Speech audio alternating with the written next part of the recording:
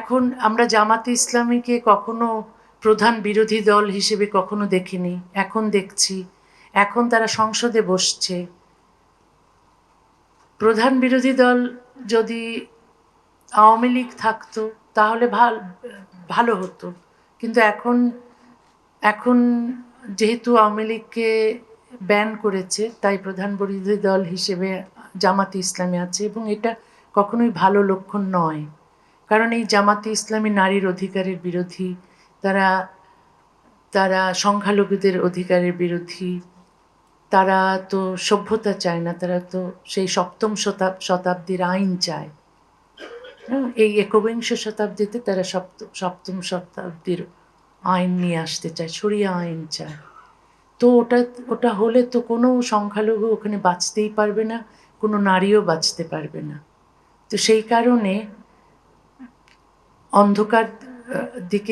অন্ধকারের দিকেই যাচ্ছে। মুক্তচিন্তকরা তো দেশে এখন আর থাকতেই পারছে না, তারা মুখ খুলছে দেশের বাইরে গিয়ে। প্রচুর মুক্তচিন্তক বাংলাদেশ থেকে বেরিয়ে এসে এখন নেপালে থাকছে, কেউ কেউ ভারতে থাকছে। কালকে দুজন মুফতি মাসুদের সঙ্গে দেখা হলো, যিনি এককালে মুফতি ছিলেন, ইমাম ছিলেন, এখন কিন্তু নাস্তিক হয়েছেন। তো তারও দেশে নিরাপত্তা নেই। তারপর প্রচুর মুক্তচিন্তক এখন ইউরোপে আমেরিকায় বাস করতে বাধ্য হচ্ছে। শুধু আমি নই, আমার মতো আরও অনেকেই আছে। এখন আমরা যদি দেশে গিয়ে নিরাপদে থাকতে পারি, তখনই বুঝতে হবে দেশ সভ্য হয়েছে। কিন্তু এই দেশকে সভ্য করার কোনো উদ্যোগ তো কোনো সরকারই নিচ্ছে না। সরকার নিজের স্বার্থ দেখছে, ধর্মকে ব্যবহার করছে, এই ধর্মকে ব্যবহার করে অনন্তকাল ক্ষমতায় থাকতে চাইছে। এটা প্রতিটি সরকারের এই একটা সমস্যা। তবে আওয়ামী লীগের লোকদের মিছিল করতে আমি দেখিনি। আমার বিরুদ্ধে যারা মিছিল করেছে তারা তো সব ইসলামী মৌলবাদী জিহাদি এরাই। কোনো রাজনৈতিক দলকে তো ব্যান করা উচিত নয়। আমি হাসিনার খুব সমালোচনা করেছি, কারণ হাসিনা প্রচুর মসজিদ মাদ্রাসা গড়েছেন এবং মাদ্রাসার ডিগ্রিকে বিশ্ববিদ্যালয়ের ডিগ্রির সমমানের করে দিয়েছেন, যেটা করা উচিত হয়নি। হ্যাঁ, তিনি কৌমি জননী উপাধি পেয়েছেন এইসব কৌমি মাদ্রাসা তৈরি করে, যেগুলো আমার মনে হয় দেশের ক্ষতি করেছেন। কিন্তু তারপরও আমি তার এই যে দেশ থেকে তাকে বের করে দেওয়া হলো সেটার পক্ষপাতী নই। আমার মত হচ্ছে তিনি নির্বাচন, তার তার উচিত ছিল নির্বাচন দেওয়া এবং দেশে থাকা। এবং এই যে তারপর ইউনূস সরকার আওয়ামী লীগ রাজনৈতিক দলকে নিষিদ্ধ করলেন, সেটা খুবই অনুচিত কাজ হয়েছে। এটা একেবারেই ঠিক কাজ করেনি। এগুলোর সমালোচনা আমি করছি, যদিও আমি হাসিনার কিছু কাজের সমালোচনা করি, কিন্তু আওয়ামী লীগকে ব্যান করার বিরুদ্ধে আমি কথা বলছি, কারণ এটা অবশ্যই গণতন্ত্রের বিপরীতে একটি সিদ্ধান্ত। কি রে, তোর বেশ র্যাশ হয়েছে দেখছি। হ্যাঁ রে, কি করবো বলতো, র্যাশগুলো কিছুতেই কমছে না। অনেক কিছু ইউজ করলাম তবুও কমছে না। তুই এম্বার গৌরীদেবী হসপিটালসে দেখাতে পারিস, ওখানে ভালো এক্সপিরিয়েন্স ডার্মাটোলজিস্ট আছে।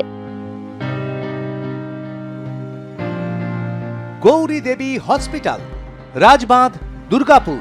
যোগাযোগ 8001003333, 8001113333। ব্যান তুলে নেওয়া হোক, এটা চাই। এবং আওয়ামী লীগের যারা দেশের বাইরে আছেন তারা যেন দেশে যান, নিরাপদে থাকতে পারেন, সেই ব্যবস্থা যেন করা হয়। কারণ প্রচুর আওয়ামী লীগের নেতা কর্মীদের অত্যাচার করা হয়েছে, অনেককে মেরেও ফেলা হয়েছে। এগুলো ঠিক গণতন্ত্রের, আবার এগুলো করার পরেও গণতন্ত্র নিয়ে বড়াই করবে, এটা তো হয় না। না, সেই জন্য তারেক রহমানকে আমার মনে হয় যে আমরা মানে ওখানে যারা আছে, যারা প্রগতিশীল, তারা চাপ যেন দেয় যে আওয়ামী লীগের উপর থেকে যেন ব্যান তুলে নেওয়া হয়। শেখ হাসিনা ফিরতে চান, তার আমি জানি না যে তার পক্ষে ফেরা সম্ভব হবে কিনা। আমি চাই যে তিনি যেন ফিরুন, দেশে দেশে যেন গণতন্ত্র টিকে থাকে। কিন্তু আমাকে তো কেউ ফেরাতে চায় না। শেখ হাসিনাও ফিরতে দেননি, খালেদা জিয়াও ফিরতে দেননি, তারপর আর যারা যারা এসেছে ক্ষমতায় তারাও তো ফিরতে দেয়নি। শেখ হাসিনার পক্ষে হয়তো ফেরা সম্ভব, আমার পক্ষে তো ফেরা সম্ভব নয়। বাংলাদেশে এবং ভারতবর্ষে, পাকিস্তান, এই উপমহাদেশে এই অভিন্ন দেওয়ানি বিধির খুব দরকার। আসলে পৃথিবীর যে কোনো সভ্য দেশেই এই অভিন্ন দেওয়ানি বিধি আছে, কারণ এক দেশ এক আইন আমরা চাই, সবার জন্য সমান আইন চাই। বিশেষ করে নারীরা ধর্মীয় আইনের অধীনে যদি থাকে তাহলে তাদের বিরুদ্ধে বৈষম্য আমরা দেখি, নির্যাতন দেখি। তো সেইগুলো চলে যায় যদি আমরা সমান অধিকারের ভিত্তিতে অভিন্ন দেওয়ানি বিধি তৈরি করি, এবং এটা মাস্ট, এটা সভ্যতার প্রথম শর্ত। কারণ এখানে আমরা দেখছি মুসলিম মেয়েরা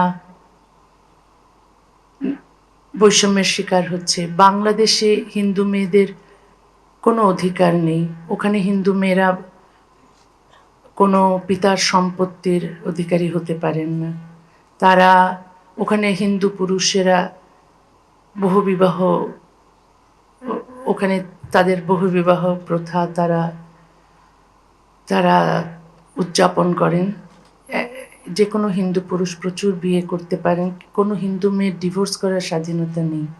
কিন্তু ভারতবর্ষে সেই হিন্দুদের জন্য যে আইন ছিল 1956 হিন্দু অ্যাক্টে, সেটা সমানাধিকারের ভিত্তিতে করা হয়েছে, কিন্তু বাংলাদেশে করা হয়নি।